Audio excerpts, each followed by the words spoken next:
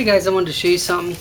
Today, I finally, after a long time, decided to change the struts on my Mazda 3. The symptom was when I went over bumps, I described it as a stuttering problem. Now, you can see this shock here is actually spent. See, it doesn't spring back like the new one here that I just put on. I will show you how to do it on the car. I wanted to show you a video while I was doing it, but I was trying to beat the thunderstorm, but I didn't. But anyway, here's your spring compressors here. Here's the new strut. Let me show you what the old strut does. I don't have one for comparison, but I'm hoping you can imagine what it should be like. And after I'm done here, the ride should be much improved. My dog here is scared of the thunderstorm, but look, see how this just does nothing. So what happened? Get out of the way. So what happened is when you went over bumps, it would just keep bouncing.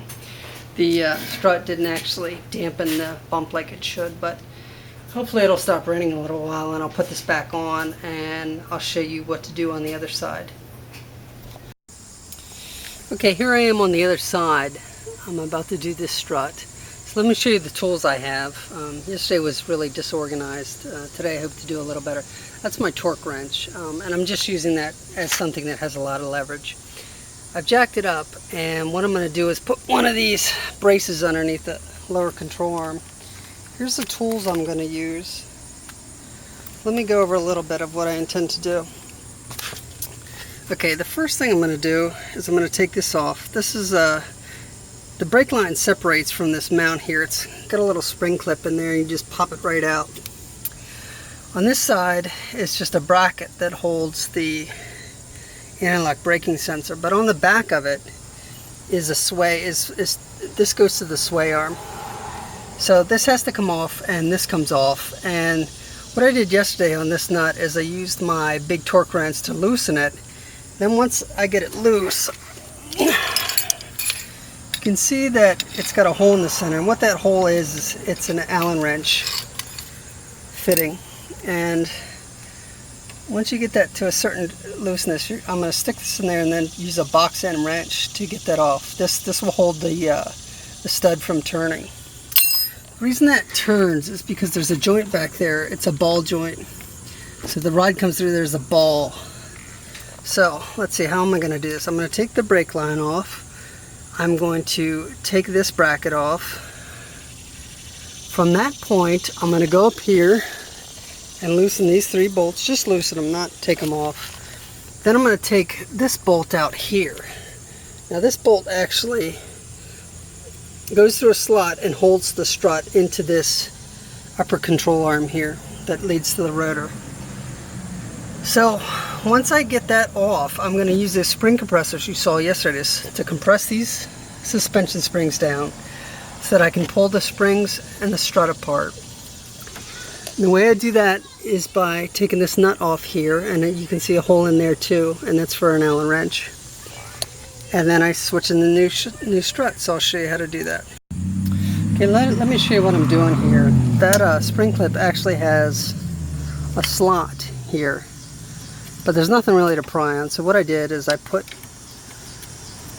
that screwdriver in the slot, and then I'm going to pull it out, or try to. I'm going like this. So I pry on it with the bigger screwdriver, and it's out and underneath the car. Okay, and you can see how that Allen wrench goes in the center, and it holds that stud from turning, so you can get this nut off. So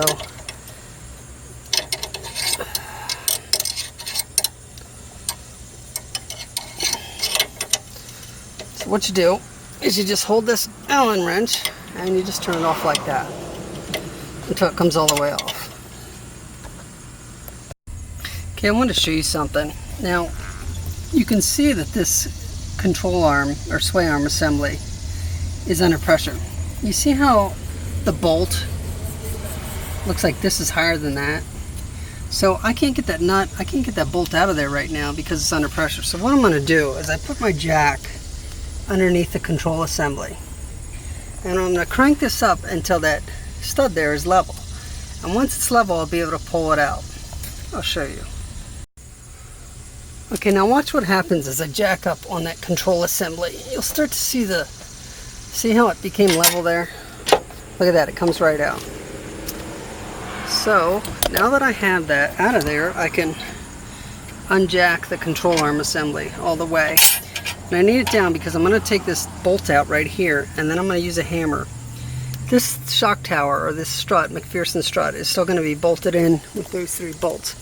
So what I'm going to do is I'm going to take this stud out here, and I'm going to pound on this, and since it's attached on the top, it's going to draw this control arm body away from the strut tower, and it's going to pull out. I want to show you guys something. This bolt down here is just really tight. It's been in there for, I don't know, 6 years, so it's probably rusted in there. So I sprayed penetrating oil on it liberally, like I'm doing with all the parts. It's called liquid wrench. And I still couldn't get it off with this driver here. So as with everything, if you have the proper tool, you can usually work on things that are impossible normally. So I got my big torque wrench, and again I'm using that just as a leverage aid, and I'm going to slowly work that out. Hopefully it gets easier in a minute. It might be because I have too much pressure on it, actually. That might be why it's so hard. So maybe I need to let my jack down. So I'll be back with you guys in a few minutes. Okay, I've got the bolt out. Voila. So now I'm ready to beat this control arm assembly down. I don't know if you can see that. There's a hole there and away from the strut body, and then I can take the top 3 bolts completely out and pull the whole thing down. Okay, let me show you what I'm going to do here. I'm just going to beat on this. It's attached on the top, so after a while it should start coming out. It's not coming out now, but that's how I did it yesterday. So I'll show you when it's done.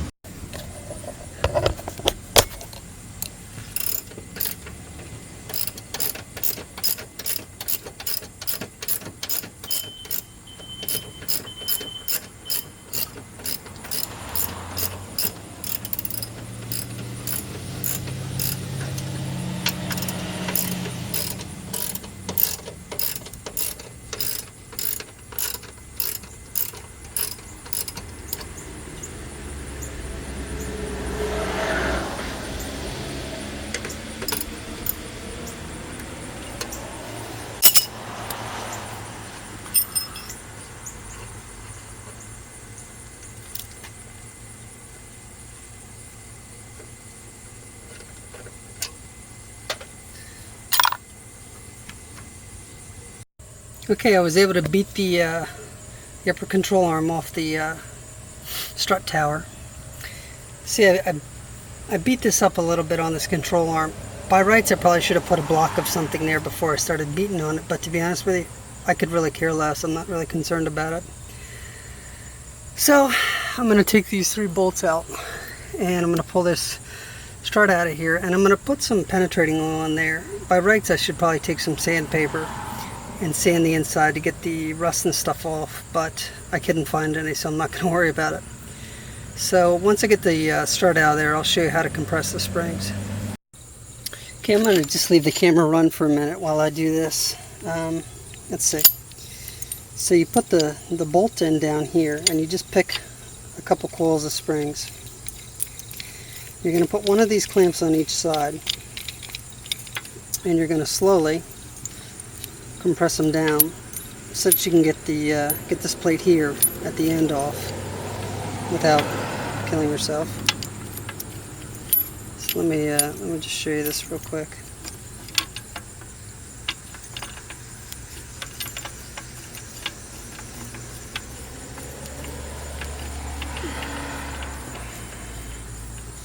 Okay. Put these safety pins in place to keep it from springing off there, crushing fingers and stuff. I doubt it would come off, but it's a nice little safety feature. Now, I got this tool from Sears. It's a Craftsman. They sell cheap ones at AutoZone and stuff like that, but I'm not one. They sell you one, or they They let you borrow one. It's $69 or something like that. The way it works is you take it home, you use it, and then you take it back, and they refund your $69. Now, I'm not one to borrow tools. If I need to do something, I go and buy a tool, and I keep it for next time. So I got these at Sears. They're Craftsman. They have a lifetime warranty for $59. I'm going to keep them in case I ever want to do this again, maybe on my wife's car. Let's see if I can find a socket that fits this. That one's too small. Looks like I already have the socket somewhere to do this. This one? Yeah, that's the one I just picked up. Is it this one? Nope. Nope. Nope. And yes. What I'm going to do, I'm just going to put this on there, and I'm going to slowly wind up each side, and I'll show you what it looks like when it's fully compressed, or as compressed as I need it to be. Okay, so that's what it looks like when the springs are compressed. They're not compressed all the way, but I think they're good to go. What you want to do is you want to take the pressure off this plate here, this upper mount. I've got a gap here, so the spring is compressed. And I can tell it's compressed enough because I can easily turn this end piece here. Just a word about doing this. These springs are nothing to mess around with. You should probably treat them like they're an explosive or something. These springs, each one of these springs has thousands of pounds of pressure. If you think about it, they're used to hold up your car, to hold your car up off the axles, off the wheels. Not only that, but as you go over bumps, they have to rebound, and there's a lot more force when you're going over bumps. So these are really strong springs, so you don't want to screw with them, because if one of these guys would happen to slip off, you could get hurt pretty bad. You could break legs and hit you in the face or the neck. You'd probably break your neck. So just a little word of caution about that. And again, so like I did with that bolt on the sway arm fitting, I'm gonna put an Allen wrench in here to hold it still, and I'm gonna actually, whoops, go like this. I'll get it and I'll show you when I'm done. Just wanted to show you what I did yesterday when I was trying to take this off. Is I wedged the Allen wrench up against the ground or the floor, and then I pulled on it like this. That won't come off. I'm going to screw these springs down a little more just to make sure that I have them tight enough, and then I'm going to go at it again. Okay, it's actually a little funny because I was a little worried about getting the other shock off, the other strut, because it was all rusted. And I looked at this one this morning when I came out. You can see it's not rusted. So I thought, well, that's going to come right off. Well, it's not coming right off. It'd be helpful if I had a socket for the center instead of this Allen wrench, which twists. I'll get it off, but might have to get some tools. But I think what I'm going to try next is to heat this nut up with my torch to try and melt that Loctite out of there. I'll try first getting better leverage on there, and if that doesn't work, I'll try heating it up with the torch. Okay, I finally got it.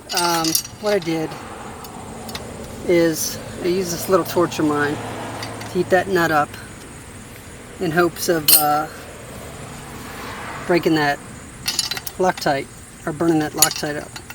Then I took these vice grips and I put them on there to lengthen the Allen wrench so I could get more leverage. Then I did something you're not supposed to do, and I used a wrench, one of my wrenches, to get more leverage on here. I went like that, which is really not something you're supposed to do. You can get hurt that way, but I did it. So that gave me more leverage. So I got it, and I'm happy. I just wanted to show you. Now again, pretty sure I got that spring compressed enough, because see how easy I can move this top bracket up around. You definitely want to make sure you have this enough tension taken off that by compressing the spring far enough. Or when you go to do this, you'll get a big surprise. That thing will come flying off of there, and you could get hurt. So I just wanted to show you that. Okay, so I've got that nut off. Here it is. And yesterday this whole assembly came out. Take the spring off, and this whole boot and top bracket assembly are attached. There we go. And that goes on the new strut. Here's the old strut. It's not damaged like the one on the passenger side was, but I figured I'd replace them both at the same time. Now remember, yesterday when I pushed this in, it didn't respond back. So I at least had a broken strut spring, probably blown seals as well. Anyway, let me go get the new strut and I'll show you how to put that on there. Okay, here's the new strut, and it goes back on in reverse, like so. Something like that.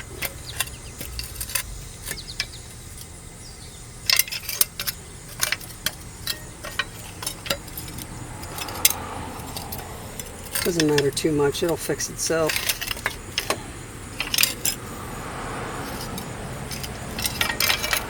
Oh, there we go.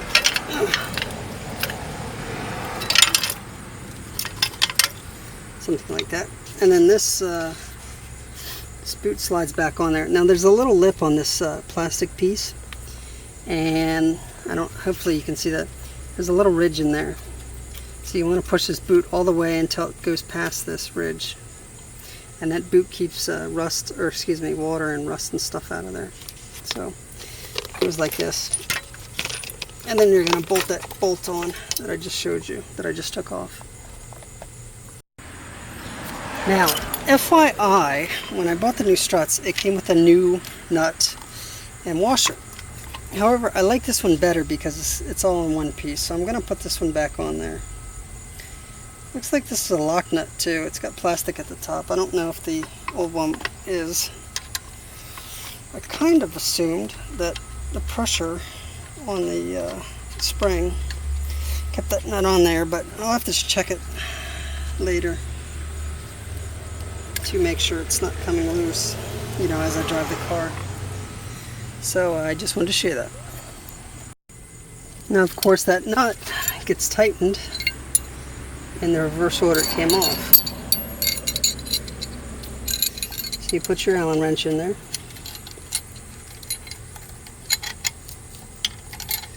and you tighten it like so.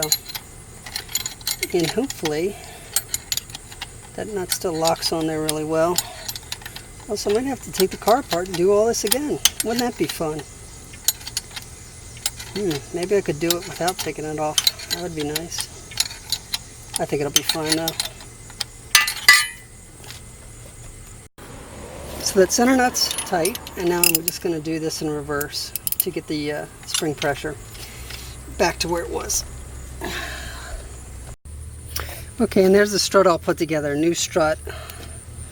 I put the old spring on, the nuts on, so it's time to put it back on the car. So I'm going to do it in the reverse order that I had it. So first I'm going to bolt this up to the top loosely with those 3 bolts, and then I'm going to put this, the end part, I'm going to line it up with the upper control arm, which I've sprayed penetrating oil into. So this part goes up. Can you see my finger? Sorry. This part goes up in there and gets bolted up, and then this part gets lined up with this, and I press it on. I'm going to press it on with the jack, and then this stuff gets put back together. Excuse me, and then the bolt goes in. That goes in here. It holds it. Bolt goes through that slot there and holds the shock on from popping out. And then these go on, and I've got to put the brake sensor wire back on, and I've got to put the anti-sway bar connector on, and then that's it, and I'll show you how it's done. Okay, so I've got the strut back in the car, and I put these 3 bolts on. They're just kind of loosely on there. The reason I left them loose is because I want the strut to be able to move around if it needs to when I'm pressing this on there. Because if it's bound tight, it'll make the job a lot harder. Okay, now I've got the strut sitting in there, and I've got my jack down here. It's on the bottom of that lower control arm. What I'm going to do is I'm going to jack this up to press this part back on here. So we'll see how that goes. Okay, I was able to press that upper control arm body back onto the MacPherson type strut. Now I'm putting that bolt back in that goes through that hole in the bottom to keep the strut from popping out from the top. And after I'm done with this, I'm going to really tighten the bolts on the top, those 3 bolts, and then I'm going to put the brake line back on with that spring clip.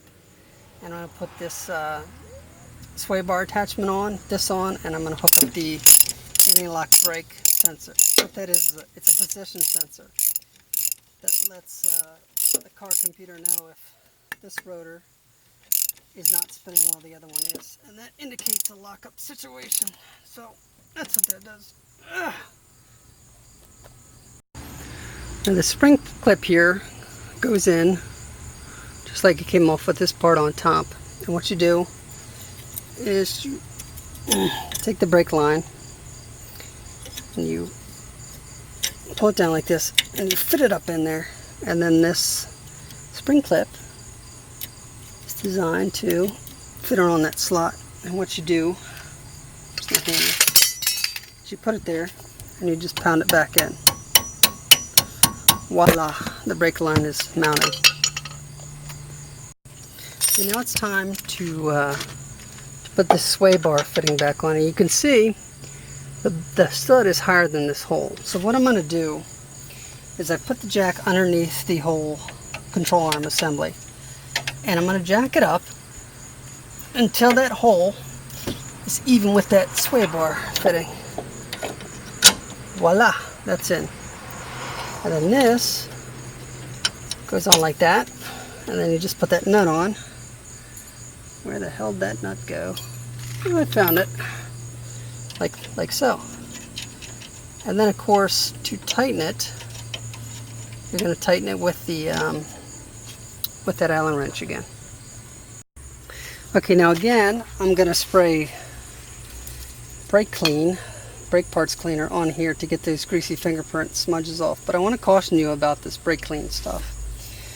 This is an extremely volatile chemical. Okay, so never spray it on your skin, never spray it on your hands to get the grease off. It's really dangerous. It'll seep right into your bloodstream. You can believe what you will. I know this brake cleaner is a really volatile chemical, so I don't like to use it because it's so dangerous. However, in a situation like this, I do use it because I want to get those greasy fingerprint smudges off. I don't want to take a chance on that. But yesterday I used this stuff. I sprayed it carefully, and then I came back after a few minutes, and I was looking at the rotor assembly, and my hand started hurting. My right hand started hurting. So I flipped my hand over to see if I had a cut or something. What I had is 2 wet fingers right here in the center. And all the grease and crap that I had on there was completely emulsified. So that let me know that I had this brake clean on there, because it destroys everything. It emulsifies everything. It destroys the grease and all that. So I wiped it off. I went and washed my hands real quick. But I want, whether you believe that story or not, please be careful with this stuff. Use it sparingly. Use safety goggles when you use it. And if you get it on your skin, wash your skin off right away, because it's kind of some dangerous stuff. So whether you believe my story about my hand or not, be careful with it. Don't spray it on your skin. Don't use it to clean your hands. And use it sparingly, because it is a volatile chemical, and it will in fact seep through your skin into your bloodstream, and who knows what it's going to do in there. So that's my 2 cents for the day. Okay, the job's finished. It's all back together. There's all the tools I used, which I kind of went over. Make sure you have some liquid wrench and hammers and sockets and spring compressors and stuff like torque wrench, flathead. It wasn't hard. It wasn't technically hard. It wasn't physically hard. But I'm glad it's done, because I want to go do some fun things. I want to do a review on my new bike trailer. But there you go. That's how to change struts on a 2006 Mazda 3, and the only thing left to do is put the tools away and take it for a ride.